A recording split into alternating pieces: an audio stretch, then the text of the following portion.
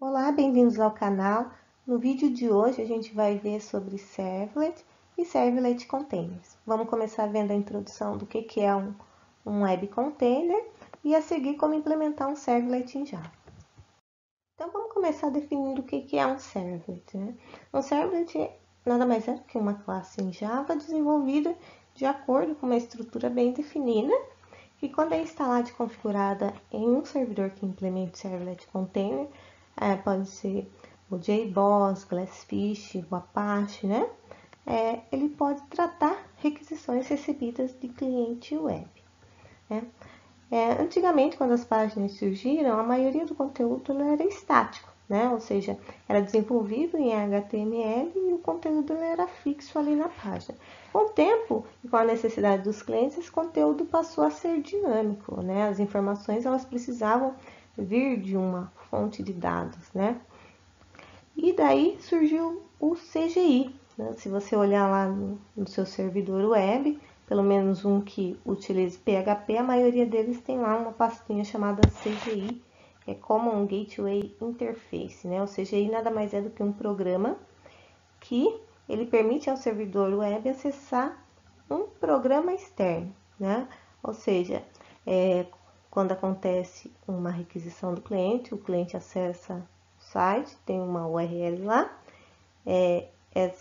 ou seja, ele permite que o servidor processe essa informação, acesse um programa externo, processe essa informação e depois que o servidor web ele devolve essas informações para o browser do cliente, né? O CGI funciona muito bem, o único problema é que ele consome muito ciclo de CPU e de memória, porque a cada solicitação do cliente, o servidor ele reproduz um novo processo do CGI solicitado. É então que surgiu o Servlet, né?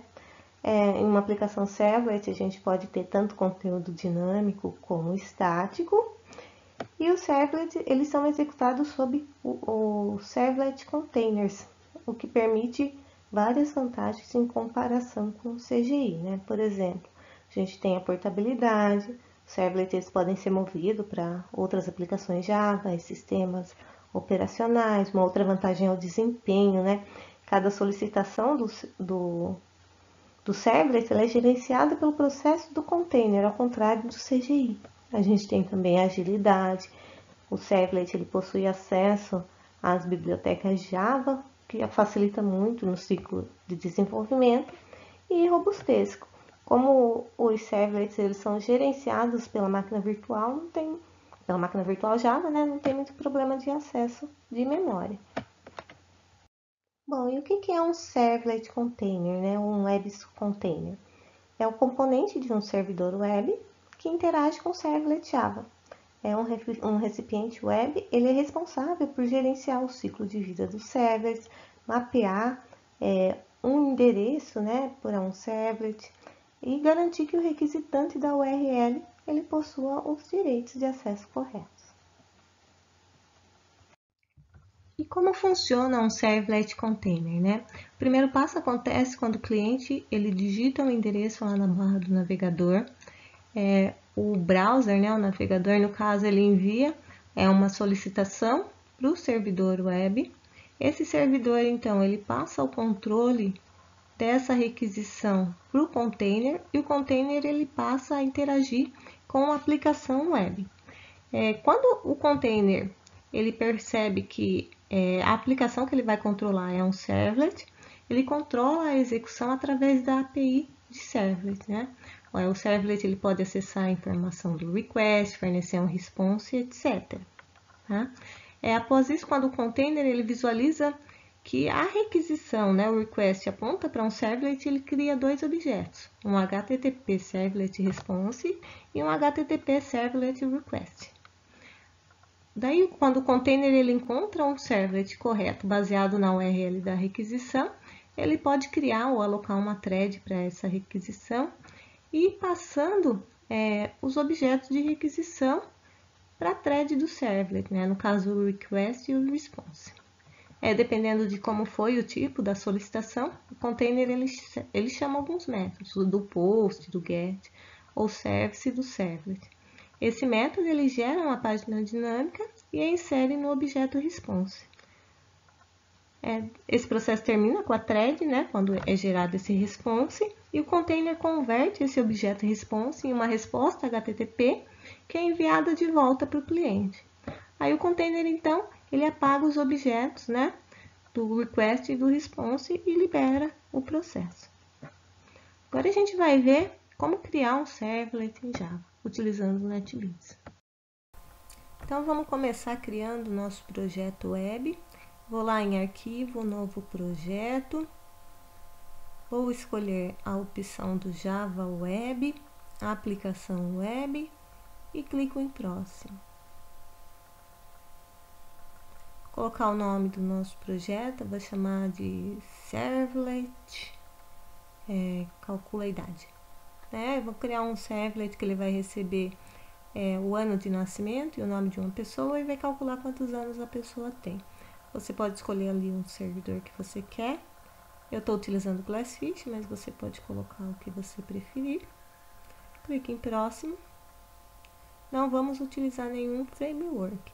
E clique em finalizar.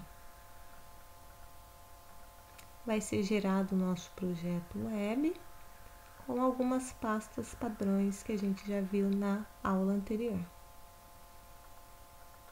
O primeiro arquivo que ele gera para a gente é sempre um HTML, né, um index HTML. Então, a gente vai lá no nosso projeto servlet, calcula idade, e eu vou adicionar agora um bin de sessão. Esse bin ele vai ter um método que vai fazer o cálculo lá da nossa idade. Vou colocar o nome de calcula idade bin. O pacote a gente está utilizando o padrão Java, né, que é o domínio ao contrário. No caso do T de TI, a gente vai utilizar com.t de TI e vou criar um pacote lá para colocar esse bin. Vou chamar de session mesmo. Deixar uma session sem estado e vamos criar uma interface, né, local mesmo para ficar mais interessante a nossa aplicação. Quando a gente gerou lá a calculadora, né, o calcula idade, ele já colocou lá pra gente o import do stateless, né, vai controlar a nossa seção sem estado. E a gente tem lá o nosso método, já a assinatura do nosso método que vai implementar a interface que ele gerou pra gente, ó, tá? Não tem nenhuma assinatura de método, não tem nada ainda. Então, a gente vai inserir lá a nossa regra de negócio, o nosso método. Para isso, clico com o botão direito, o Alt Insert, inserir código e vou selecionar a opção adicionar método de negócio. Se você já sabe criar um método da forma tradicional, não tem problema. Senão, você pode utilizar essa ferramenta aí do NetBeans que facilita muito. Colocar o nome do método, o tipo de retorno. No caso desse método, ele vai retornar a idade da pessoa. A idade, no caso, é inteira, tá? Quando eu coloco ali, eu posso procurar outros tipos de dado, eu posso deixar só int. Eu coloquei javalang.int, depois tive que mudar. Aí a gente vai colocar quais os parâmetros que vão ser necessários para calcular a idade da pessoa. No caso ali, pedi o nome, que vai ser do tipo string, e depois o ano que a pessoa nasceu, que vai ser do tipo int. Clico ali em OK, posso adicionar alguma exceção também, se eu quiser. No caso ali não vamos colocar nada. Só mostrando para vocês. Clique em cancelar e clique em OK. Observe que a própria aplicação gerou para a gente os métodos, né? Tá com alguns erros ali, primeiro porque o javalang int não existe, né? O int é um tipo de dados primitivo, então é só colocar o int ali. E o return, ele colocou o null porque não tem a fórmula, mas a gente vai colocar lá qual que é o cálculo da nossa idade, né? É o ano atual menos o ano que a pessoa nasceu. Salvar, vai dar um erro lá na interface, porque como foi mudado o javalang.int, né, ele vai dizer que não está não está de acordo com a interface, com que a interface implementa. Então, a gente vai lá na interface e tira o JavaLang, deixa só o int, e aí fica tudo certo. O nosso bin, né, o nosso método, ele já está pronto. Agora, a gente vai lá para criar o nosso servlet. Então, botão direito lá no meu projeto, clico lá em servlet, coloco o nome da minha classe, chamar de calcula a idade servlet, clico em próximo, colocar no pacote, vai, 1.t de ti.servlet, clique em próximo. Aí, o que acontece, né? Antigamente a gente utilizava um arquivo webinf para definir quais as classes eram servlets. Hoje em dia a gente utiliza a notação servlet no começo da classe, tá? Mas se você quiser, você pode utilizar lá esse webinf ainda e pode deixar alguns parâmetros ali para você testar a sua classe. Então, o servlet, como foi dito lá anteriormente, ele recebe alguns objetos, né? O HTTP, o servlet, o request e o response. Ele já importa ali para ele poder interpretar, né? Aí a gente tem lá o nome da nossa classe, a notação web service, como a gente não está utilizando o webinf, precisa colocar essa notação de web servlet. Aí passa um nome para ele, alguns padrões de URL. E a gente vai ver lá como que é esse nosso servlet, né? Por padrão, ele já coloca pra gente várias instruções HTML, né? Ele recebe lá como parâmetro um request, um response, e ele lança uma exceção caso aconteça algum erro do tipo IO exception, né? De entrada e saída, ou do tipo servlet, tá? Aí a gente já começa a montar o nosso HTML. É bem legal que você pode interagir diretamente, como se fosse uma página em PHP mesmo, só que em Java. Então, o que a gente vai fazer ali? Vamos colocar algumas informações para a gente testar esse servlet, tá? Então, eu vou definir uma string ali, chamada nome, vou colocar o meu nome, criar,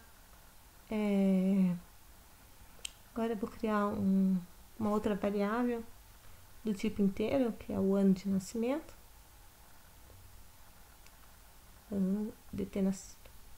vou colocar o ano de nascimento e vou chamar, no caso, o meu bin. Para isso eu coloco o botão direito, inserir código, chamar Enterprise Bin. Vou chamar aquele método que eu criei lá no bin. Calcula idade. Ele vai gerar aqui para mim uma anotação e vai criar um objeto do tipo calcula idade bin, tá?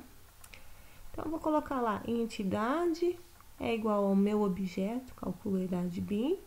Vou chamar lá o método que a gente criou, calcula idade, e vou passar como parâmetro o nome e a data de nascimento. E depois vou exibir essas mensagens lá na tela. Arrumar aqui para ficar bonitinho. Olha lá, o meu out println, né, a mensagem, quando eu coloco o println, é sempre que ele vai exibir uma mensagem na tela. Vou deixar ali o padrão, que é para ele mostrar a pasta, e vou colocar um outro println com as informações que eu defini ali nas variáveis. Colocar dentro de um H2, que é uma tag de título, o nome, vai mostrar ali o nome que eu passei na minha variável nome.